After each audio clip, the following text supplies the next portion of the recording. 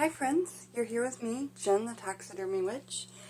Come sit, grab a cup of tea, and listen while we have a chat. Okay, so it is bright and early in the morning. Right now, I don't have a watch on. It's about 6:15 in the morning, and this is a really good time for me to do videos. My family is asleep, and my mind is at work. The sun is just about to rise, and it's kind of my favorite part of the morning because it's the change. It's the change from night to day. Okay? It's a new, fresh day, and I hope you guys are having a good one. So I'm flipping through my book this morning, the Encyclopedia of Wicca and Witchcraft by Raven G, and I come across a group of topics that I'm really excited to talk about. So the first one is the 13 principles of Wiccan belief.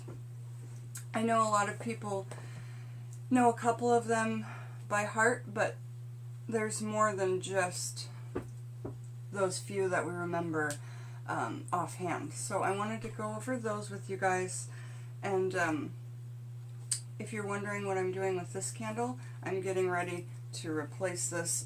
You guys know I've burned, just on film with you all, I don't know, 23 to 30 candles in this. And so when I go to replace it, I get the end all warm and gooey and ready.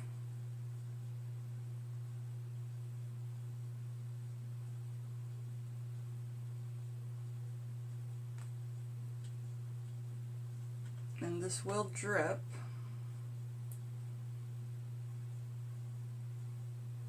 But that's how you do it, and then you just get another one when it burns down low. So yeah, you just want to make sure it's not crooked. But anyway, Wiccan beliefs. I am a witch. I am not a Wiccan. I practice witchcraft as an eclectic witch. And so I just kind of wanted to say that. And let's just get to a reading, a Ruskin and a reading. So, 13 Principles of Wiccan Belief. In April 1974, the Council of American Witches adopted a set of principles of Wiccan belief. The 13 principles were written by Carl L. Weschke, W-E-S-C-H-C-K-E, one of the founders and first chairperson of the council. The document has been a significant contribution to modern Wicca. Number 1, we practice rites to attune ourselves with the natural rhythm of life forces marked by the phases of the moon and seasonal quarters and cross quarters. That's number 1. Okay. Number 2, we recognize that our intelligence gives us a unique responsibility toward our environment. We seek to live in harmony with nature, in ecological balance, offering fulfillment to life and consciousness with an evolutionary concept. Number 3, we acknowledge a depth of power far greater than that apparent to the average person. Because it is far greater than ordinary, it is sometimes called supernatural, but we see it as lying within that which is naturally potential to all. All of us can be witches. We have the ability inside of us, whether it's hereditary, no matter of the gender, no matter of the age, okay?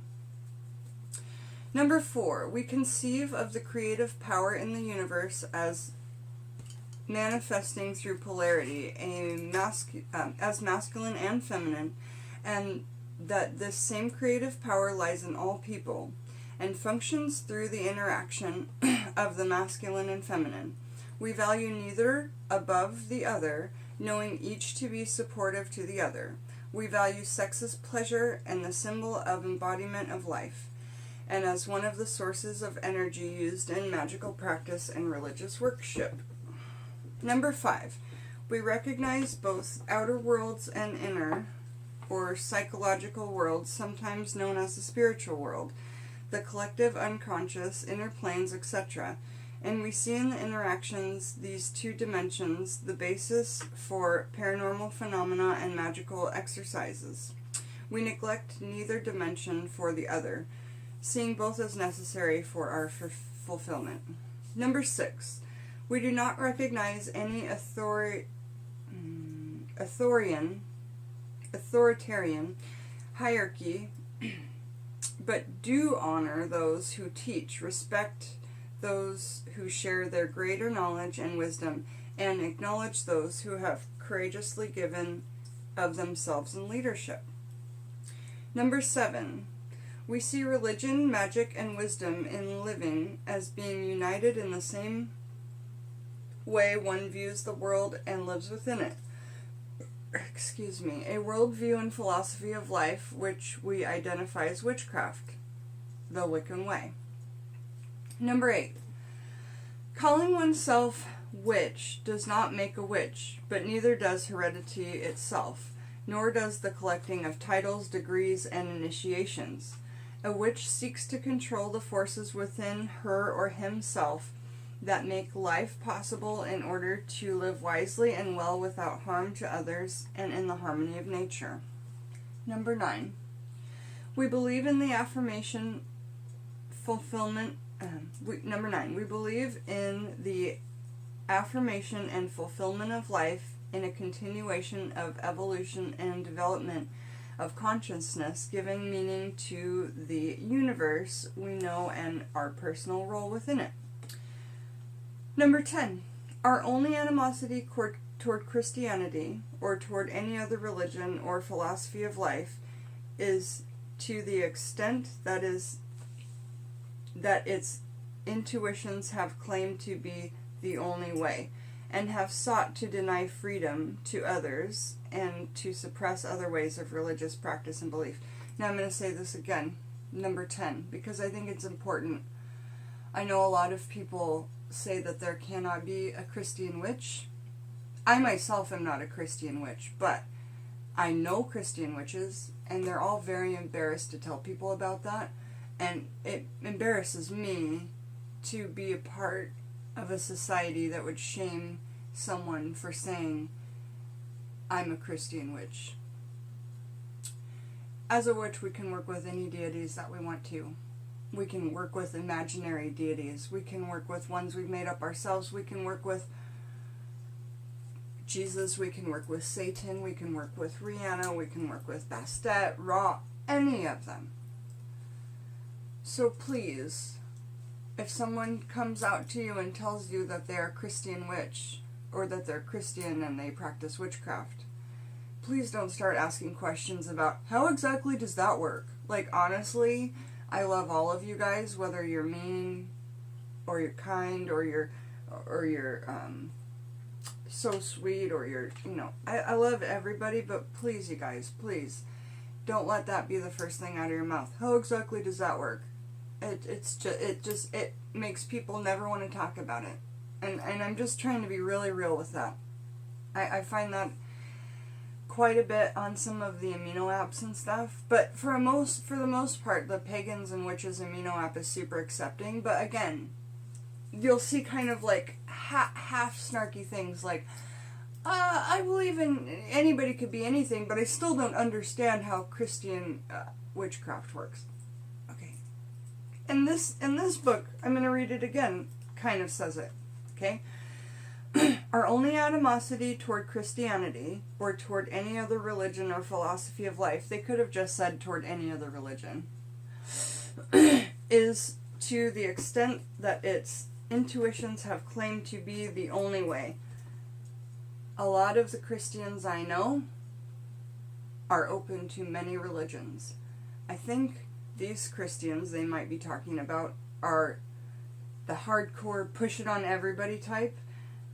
And they're not all like that, you guys. Like, there's so many different branches of Christianity and how you were brought up within your youth with it. I mean, there's a lot of factors, okay? And if you've had this deity your whole entire life, like for me, up until I was like 14 or 15, Jesus was the only deity that I ever really knew anything about or was knowledgeable about. And then I started looking into all aspects of religion and theology, etc. Yeah. Alright. So, I've said that, and I'm glad that I've said it. Because you will see some things around my room. Like, there's a nun over there. There's, I have pictures of Jesus. I have things from my grandparents that are Christian, family heirlooms, etc. And I love, love, love those things. I'm just going to tell you that, Jesus brought a lot of people up as a good person. These Christian morals, if your parents aren't the crazy type of Christian, then it brings you as a happy, a loving, an honest, a giving, selfless, respectful person. And so there's a lot of good things about the Christian religion, and I want to say that. As American witches, this is number 11. As American witches, we are not threatened by debates on the history of the craft, the origins of various terms, the legitimacy of various aspects of different traditions. We are concerned with our present and our future. Number 12. We do not accept the concept of absolute evil, nor do we worship any entity known as Satan or the devil, as defined by the Christian tradition. We do not seek power through the suffering of others, nor accept that personal benefit can be derived only by denial to another. Number 13. We believe that we should seek within nature that which is contributory to our health and well-being. And that's the end of it, you guys. Those are the 13 principles of Wiccan belief. We got it done in just over 10 minutes. And come back and listen to me chat more from some things out of this book. I think next we're going to talk about karma and threefold law and the rule of three. Right, so karma and threefold law, and then triangle like this and what it means. I know you see it in politics, and we never talk about politics, but if you've ever seen a certain one or two past presidents do this during their speeches, you'll find out why. Okay, guys, come back and join me again, Jen, the Taxidermy Witch, as we go through random snippets and learn interesting things, or what I think are interesting things, about witchcraft out of my 2 great encyclopedias of. Thanks, you guys. All my love. Jen, the Taxidermy Witch.